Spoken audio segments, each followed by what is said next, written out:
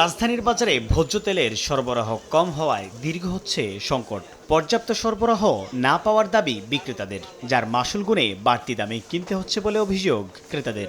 একই রকম সংকট চলতেছে, কোথাও বাজারে কোথাও আপনি মনে করেন তেল খুঁজে পাবেন না। কম ভাড়া তো লাগবে, তার কতদিন এইভাবে থাকবে, বেশি দিন ব্যবহার করব, এরকম একটা টেন্ডেন্সি মানুষের ভিতরে আছে। আমরা কোনো সময় রেটের তো বেশি না দিতেছে না, অল্প অল্প দিতেছে, এক কার্টন 2 কার্টন করে দিতেছে, এই তেলে হয় না। এই অবস্থায় বুধবার সকালে জাতীয় প্রেস ক্লাবের সামনে ভোজ্য তেলের বাজার অসাধু ব্যবসায়ীদের কারসাজি মুক্ত করার দাবিতে মানববন্ধন করে ভোক্তা অধিকার নিয়ে কাজ করা সংগঠন ক্যাব। তাদের দাবি, সরকারকে প্রশ্নবিদ্ধ করতেই অসাধু ব্যবসায়ীরা বাজারে তেলের সংকট তৈরি করছে। মলগুলোতে যাই তখন ভোজ্য তেল যথেষ্ট পরিমাণে দেখা যায়, দেন বাজারে যখন যাই তখন বাজারে কিন্তু ভোজ্য তেলের হচ্ছে যথেষ্ট ঘাটতি দেখা যায়। ব্যবসায়ীদের এই উদ্যোগকে আমরা মনে করি যে তারা সরকারি আইন অথবা জনগণের স্বার্থকে তোয়াক্কা করছেন না।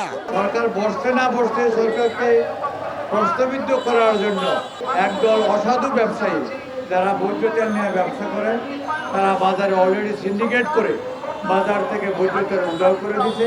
এ সময় সরকার নির্ধারিত দামে ভোজ্য তেল বিক্রি সহ সিন্ডিকেট চক্র চিহ্নিত করে আইনের সর্বোচ্চ শাস্তি সহ 6 দফা দাবি জানান ক্যাব নেতারা। এই লোক দেখানো অভিযান আপনারা বন্ধ করুন।